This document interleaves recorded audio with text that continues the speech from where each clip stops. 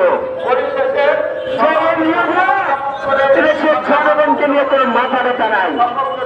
তাই আমি বলতে চাই, আমরা ইতিমধ্যে দেখেছি উপদেষ্টা আওয়ামী লীগের যারা আওয়ামী লীগের সাথে নমিনেশন চেয়েছিল এখন উপদেষ্টা হয়েছে।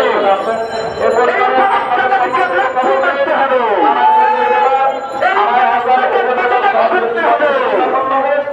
এদেশের জনগণের সঙ্গে পদত্যাগ ঘোষণা পদত্যাগ জমা দিতে হবে।